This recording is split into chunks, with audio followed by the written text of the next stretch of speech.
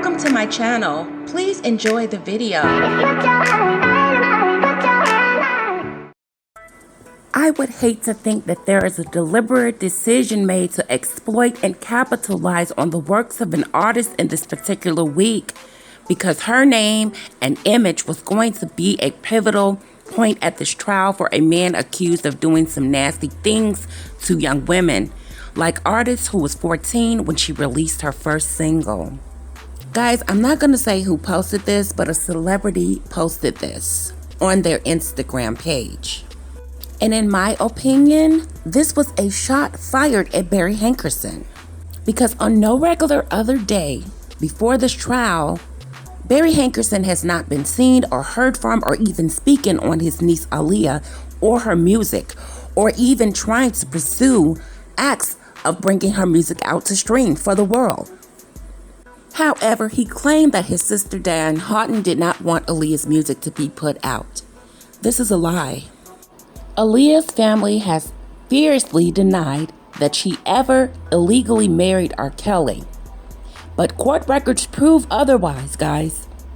Now the late singer's uncle and former manager, Barry Hankerson, who also managed Kelly at one point in his career, has now spoken out about the two's relationship. While Hankerson still doesn't confirm that marriage, he did give a hint that there was an inappropriate relationship between the both of them. And now Barry Hankerson wants to add on that it still wreaks havoc on his family.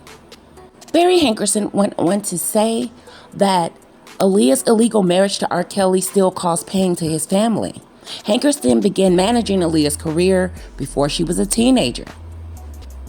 Simultaneously, he managed Kelly and introduced the two when Aaliyah was only 12 years old, hoping that Kelly could be Aaliyah's musical mentor. Once again, guys, Barry Hankerson was around R. Kelly. He heard things, he knew things came up, conversations came up. So Barry Hankerson knew who he was introducing his 12-year-old niece to at the time. There's no way around this, Barry. But now he wants to come to the forefront and start admitting things pieces by pieces, guys. See, at some point, the relationship between Kelly and Aaliyah began to be romantic. And despite Kelly being 12 years older than Aaliyah, several former employees and friends of Kelly's alleged in that Lifetime docuseries, Surviving R. Kelly, that Kelly and Aaliyah spent a lot of intimate time together. But once again, guys, and I'm going to keep saying it, Diane Houghton claims that she was with her daughter throughout her entire career. Lies, lies, lies. So that former background singer for Kelly claims that she walked in on Kelly and Aaliyah having intercourse in a room on Kelly's tour bus. Now, I'm going to stay as calm as I can. So yesterday, guys, Hankerson did an interview on the Ricky Smiley show. He spoke to Ricky Smiley and Debrett. And he says that he was furious upon finding out. He told the host this. He was very furious upon finding out. That is some bullshitty shitta. Y'all already know. You was furious? You were furious when you found out? So this just confirms everything. He didn't find out. He knew the whole time. Because if he found out, I would have been going in there to testify against him. Why hasn't he shown up to that Brooklyn courthouse? Okay, so let's go on. He said, I had to really consider what my actions would be, and I found out that I was not a hardcore criminal because I couldn't kill nobody. So I took it to Minister Farrakhan. We prayed about it and decided to let God handle it. Now, y'all remember when I told y'all Barry Hankerson's ex-wife was suing him and he tried to blow her up in her car? See, people can say words and then certain words will come back and bite you in your ass. Barry Hankerson is a lie. You wanted to murder your ex-wife by putting a bomb in her car and blowing it up when she started it.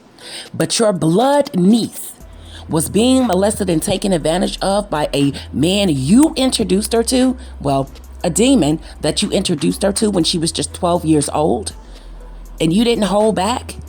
Well, he held back. He said he couldn't kill nobody, but you tried to kill your ex-wife, Barry. So y'all know I'm not just gonna put some shit up here. I'm gonna make it make sense. So we need Barry to make this make sense. So that's what he said, guys. He took it to Minister Farrakhan. He took it to another human being, okay? And he decided to just let God handle him. He said, I just put up a wall and it's too emotional for me. It's too emotional for you. But you were really emotional about your ex-wife when you were out there lying, making rumors and saying she had HIV, allegedly, Barry Hankerson. And once again, trying to put that bomb in her car. Then he says, it just brings back too many bad thoughts and memories for my whole family. We are very heavily impacted, my whole family. And it's just a bad thing. Barry, it was an illegal thing. And now he's on a federal racketeering case trial. And you and your sister and your family are saying that it brought too many bad memories back up for you guys. So you guys are traumatized. And legal action needs to be taken against R. Kelly. But you never hear Barry Hankerson saying this out of his mouth. I'm going to try to go in and do a testimony and let this monster know what he did to my niece. Come on now. Wake up, guys. He knew the whole time. He's not fooling me. He may can fool you guys. And Diane as well. But they are not fooling me. And do you see? He took it to Ricky Smiley's show. And he went to Louis Farrakhan. He didn't go to any news outlet. He didn't go on Fly TV or, Oprah, somebody. These are very serious things that he's saying. And this is incriminating him. Then this Dr. Jekyll, Mr. Hyde, went on to say that it brought back too many bad memories and thoughts. Barry, we thought you just found out about it. You didn't know anything about it. You were playing ostrich like your sister Diane Horton. And like my subscriber stated, Diane Horton is going to protect her brother. And Barry Hankerson is going to protect his sister. And I'm trying to tell y'all, the person who covered for Barry Hankerson was Demetrius Smith. I don't care what nobody says. This is why he's upset. He's irritated. And he made the statement that he felt like he was being put on trial and testifying for Aaliyah. That is very telling. He was directing that towards Diane Horton and Barry Hankerson. Like, I was there, but you guys knew as well, and you're her family. Why do I have to take the fall? But the fact that he paid the $500 to that welfare worker for Aaliyah's marriage certificate or the license or her ID, that put him on the spot. And he was going to face jail time for that. I don't think Barry Hankerson had his hand on that money. But Barry Hankerson and Diane Horton was fully aware about everything that went on. Because once again, how did Aaliyah and R. Kelly have a private marriage ceremony? And her mother claimed, I didn't make this up, guys. She said she was with her daughter throughout her whole entire career. Barry Hankerson introduced the two, and that was her mentor. So if he became anything else other than that, Barry Hankerson would have been the first one to know. And like I said on my other video, guys, Barry Hankerson wrote that song, She's Got That Vibe, with R. Kelly. You never know what's going on in people's families.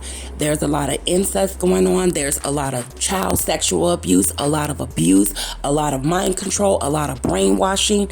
And people bring their kids up and some kids hold secrets. And then they begin to think that that's normalized. It's normalized to be engaged with your family members like this, or having this type of relationship with your family members, because we're family and it's all love. Now, I'm not throwing any allegations out there that Diane Horton could have been allegedly abusing Aaliyah, which I have gotten some inboxes about some information.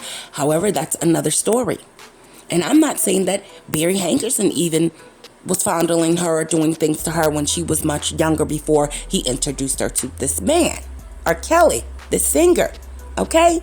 But things are not adding up, and I like to take my time when I make my commentary and gather everything that I know and what people say, and then what they say today and what they said 5 months ago, 4 years ago, and try to make sense and catch their asses up in life, because it's very easy to do. Like I said, Barry Hankerson kept his head down and played ostrich. All of a sudden, this racketeering case, he knows that R. Kelly is going to do about 50 to 60 years, possibly life in prison. And then he decides to come out because if Barry Hankerson and Diane Houghton and Aaliyah's father were responsible adults, they would have handled him in a private legal way when the public didn't even have to know about it. And it would not have gotten to this point where R. Kelly was able to collect more victims. Barry Hankerson, Diane Houghton never came out and made a statement. I'm sorry that these young girls have went through this. They never did any apology or made any sort of empathy towards these young ladies that were victims long after her daughter. Because had they took the right route, if they were not involved or not in cahoots with this shit, they would have came out and made a statement about these young ladies. If you can hear in Barry Hankerson's voice, he's talking about his family. It caused pain on his family. All of a sudden in 2021, when he was fully aware then, but decided just to keep quiet and not say anything, you make yourself look more guilty and more involved and more like you had direct knowledge. Like I said, guys, that song, She's Got That Vibe, little cute Aaliyah's got that vibe. Hey, if I was a man and that was my niece, or I'm a woman and I have a niece, and a guy is on my record label saying that how cute my niece is, I'm going to smack his ass. I'm going to fire him. Or I'm going to say, look, dude, you need to take that shit off of there. This is sickening. But Barry Hankerson allowed it. And you want to know why? Once again, it was all about that bag, honey. Diane and Barry Hankerson are very money hungry. Aaliyah was exploited. Aaliyah was used. Aaliyah was thrown out to the wolves in Hollywood. She was a pass around, allegedly. Look at the pieces and put the pieces together, guys, and then you can see the whole picture for what it is. Like I stated, Barry Hankerson and Diane Houghton was fully aware about R. Kelly and Aaliyah's relationship. They sat back. I'm not going to say they enjoyed it, but they had full firsthand knowledge of everything that happened. And Barry Hankerson, you're not a good uncle because you had a history with R. Kelly. You guys were both adults when you introduced your 12-year-old niece to Robert Sylvester Kelly. So like I said, guys, Barry Hankerson called into the Ricky Smiley show. What a joke. You know, you call into shows like that for gossip. That's not somewhere to discuss a crime against your 12-year-old niece at the time, because it started when she was 12, allegedly. Okay? And so, you know, like he said, he didn't ever kill nobody. He's not a killer. And think about it, guys. He said he's not a killer. He ain't killed nobody. He took it to Minister Farrakhan. Okay? And he didn't even say that he went to the police, y'all. Come on now, this is a crime. So that you knew about it, baby, it makes you a co-conspirator. You're a part of the crime. If you know something like that and you're not reporting on it, honey, he just prayed about it. Put two and two together, guys. Barry Hankerson and Diane Houghton knew. So check this out, y'all. So after he said he went to Minister Farrakhan, he prayed about it. He said, he went to Minister Farrakhan and we just prayed about it. Resolve ourselves to let God handle it. I think that's what's going on. Ain't no sense in letting two lives get destroyed. Barry Hankerson, are you serious with that statement you just made? Not only was your niece's life destroyed, as far as being exploited, she was also murdered in a plane crash, allegedly, right? So me being an uncle and you hurt my niece, I wouldn't care about how many lives I destroyed. But guys, I'm going to close this out with a very, very important question that's going to wake some of you guys up. If it hasn't, it should. Barry Hankerson claimed he went to Louis Farrakhan when he supposedly found out, or did he go when the guilt was getting too hard and all of these things are evolving and coming out? And he said to himself, wow, you know, I may be going to prison. But the good question that I have that nobody's going to ask him and nobody's ever going to bring up, probably no other YouTubers. When did Barry Hankerson go to Louis Farrakhan about this? Because mark my words, guys, he just recently did this. And it wasn't because he found out. He had guilt. And it's eating their asses up.